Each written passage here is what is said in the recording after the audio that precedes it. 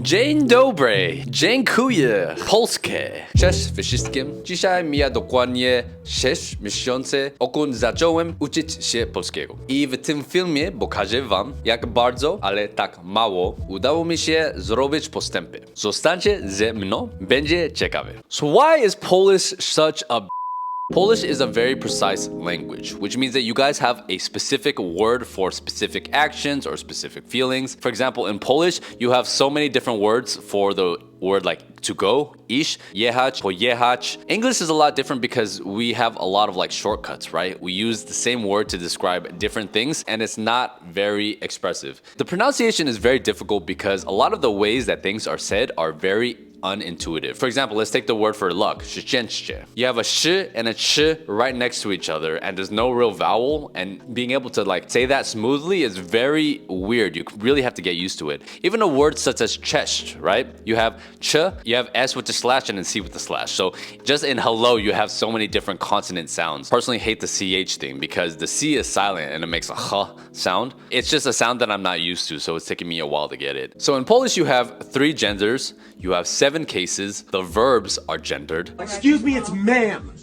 It is ma'am. And in one sentence alone, let's say you have 8 words. The first 2 words are going to be conjugated a certain way. Then the next 3 words are going to be conjugated a certain way. And all of that changes based on if it's a man or a woman or whoever's doing it. Also, the prefixes are quite confusing. For example, I'm trying to figure out the difference between poczekać and zaczekać, because when I'm watching TV, people will say poczekaj is kind of like stay where you are. And I've noticed like zaczekaj is kind of like stay outside. I've also seen zaczekaj used to be like stay where you are as well. Just from listening to it on the street, it's very difficult to understand the context of these certain words and why you would use one prefix over another. The case system is one of the most confusing things about Polish because not only do the endings of words change, but also the pronouns that you use to describe like on, ona, he, she, those all change. You also have different pronouns depending if a group has one man or no men, or if it's just animals, or if it's all women. That's why I'm saying Polish is a very precise language. And trying to learn new words is extremely difficult because I find that a lot of the words sound the same, especially if you're not used to like the sounds and the pronunciation. For example, you have wiedzieć, wiedzieć, and these are just the root forms of these words, not even considering done or undone, and all of the different exceptions and different conjugations that they have. There's also a lot of synonyms for similar words. For example, albo or lube, both of them mean or. That's why reading for me is the strongest skill because I don't have to think about the grammar, and if I know enough vocabulary, you can pretty much make out exactly what they're talking about. But being able to talk like on the street correctly, that's the hardest part, because when I talk to my teacher, every time I say a sentence, she's always correcting me for every single little word, so I feel like I can't even get a sentence out. I don't even worry about grammar. My point now is just trying to make myself understood, so I'll just say things in like the infinitive in a way where a 5-year-old is talking, but people at least can understand me. It's so frustrating knowing all these vocabulary words, but because I don't have the grammar to put it together, it's still very difficult for me to understand what people are saying on the street. Because I'll try to practice my Polish on the street, and I can maybe understand half of what they're saying, but then there's another half of like new vocabulary or a new grammar rule that I don't know yet, and it destroys your confidence because I feel like I'm working so hard and I feel like I've gotten so much better, but it still feels like I don't understand anything. Okay, so let's compare Polish to the other languages that I know. English is probably the most basic language. The hardest part about English, the pronunciation is very difficult. For example, you have read, which also can be pronounced as red, but then you also have red, and then you have bear, and then you have bear, and then you have beer.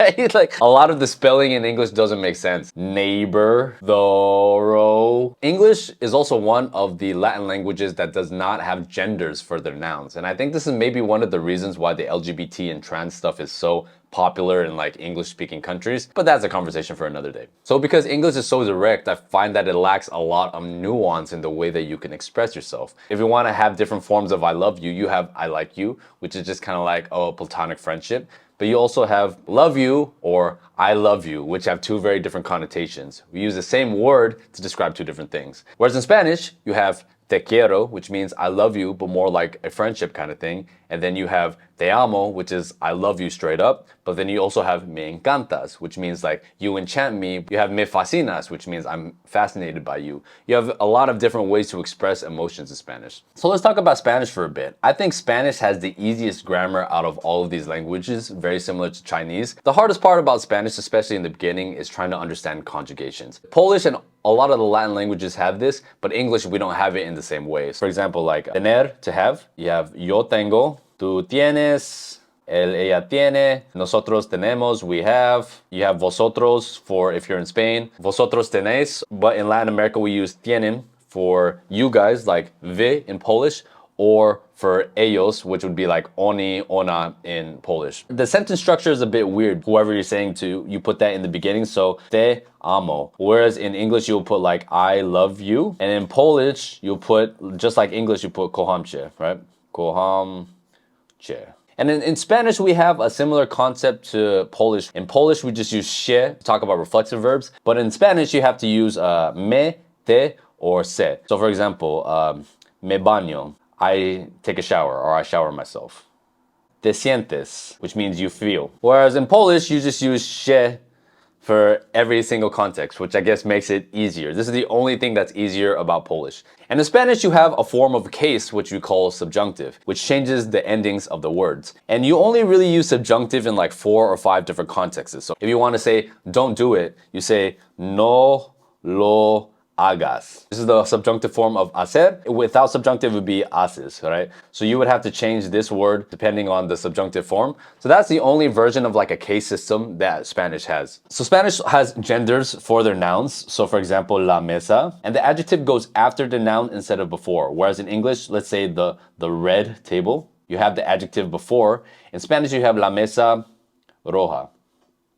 So the adjective goes afterwards, and the ending of the adjective changes based on the gender of the noun. In Polish, it's confusing because sometimes you have the adjective before, sometimes you have the adjective afterwards, and those also get conjugated based on the gender, but it also changes based on the case as well. In general, though, I think Spanish is a very easy language to learn because especially if you know English, around 60% of the vocabulary is pretty much the same. And you have a lot of really good media options, right? There's tons of great music from all of Latin America or in Spain to listen to. It's a really fun language to speak. So now let's talk about Chinese. Chinese is difficult because you have to essentially learn 2 different alphabets. You have the way that something is written. So for example, this is 老师, which means teacher. This is 老, I believe.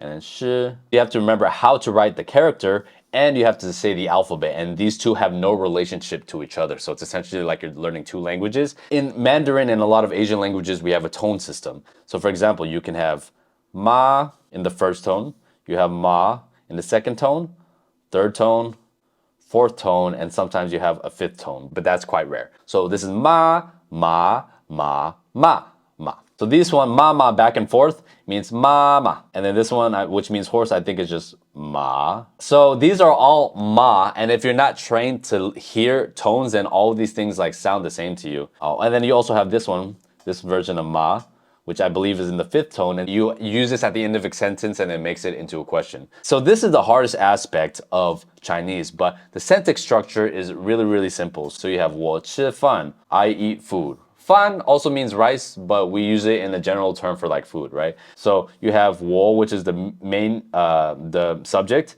Fan is whatever the predicate or the object that we're doing, and then you have the verb in the middle. You also have this concept in Chinese where we change things based on what we're measuring. The most universal measuring form is like 个, so 一个, one of, and then whatever. And then the measuring system can change based on the nouns that you're measuring. So for example, if it's like a dog, 一只狗, you'll use 一, and then you use one dog. So this is the measuring word for dog, and then you have different measuring words for different things. And we also have this thing in Chinese where normally 2 is like this. But then if we're using it to count something, then we will say it as 两. This is the only number that changes. The rest of the numbers stay the same. So a lot of people say that Chinese is really hard. I don't think Chinese is that hard. The hardest part is like learning all the vocabulary words, but being able to put sentences together is very, very easy. Polish is like the final boss of everything, and it's the most difficult because you have pretty much a mix of all the complicated parts of all these different languages. Speaking in correct Polish takes years and years of studying the grammar, and a lot of Polish people can't even explain it correctly, which is another problem. So let's talk about some of my biggest struggles while learning Polish. There is zero incentive for most foreigners to learn Polish while they're here because most Polish people, especially in the big cities, speak English. I think it's a different story, for example, if you go to like China or Japan where nobody speaks English, you're forced to learn the language. I think a lot of foreigners are just too lazy to learn the language, especially with the reputation that Polish has for being such a difficult language. I know so many foreigners who lived here, and I have to say that I only know maybe like 2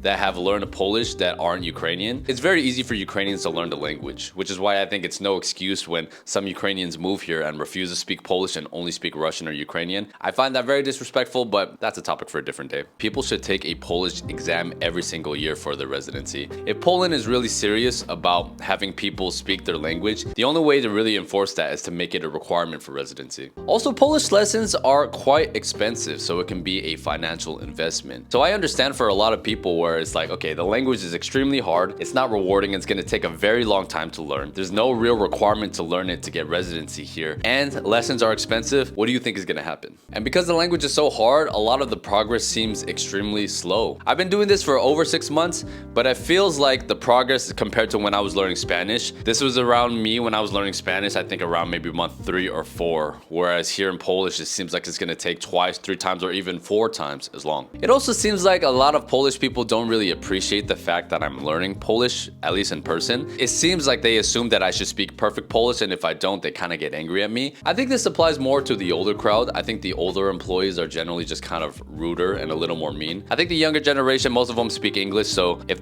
they see you attempting to learn Polish, you get the respect. But I also find it very difficult to find good media to consume in order to learn Polish. A lot of Polish content has a lot of like inside jokes and a lot of things about the culture that makes it difficult for an outsider to really enjoy. And on top of that, like if you're just starting out in your language journey, I can't really just watch a show because even that with Polish subtitles, I'm completely lost. So what has helped me a lot is just watching cartoons because the conversations and the text is a lot easier to understand as they're catered towards kids. And I'll usually just put Polish audio with English text for now so I can kind of get a feel and the vibe for the language. Also, another problem is that a lot of TV shows where they have Polish subtitles and Polish audio, they're not the same. So you'll hear one thing and what's written in the text is completely different, so it's not very helpful at all. I found a way to, listen to Polish music on my channel, and a lot of older Polish music is pretty good, but I find that a lot of the newer stuff is quite boring, to be honest. The famous stars like David Podsiadło, I think is a little overrated. Sana, I also think is a little overrated. I really like Bambi, I think she's pretty good. I think Mata is really good. He's my favorite Polish artist, actually.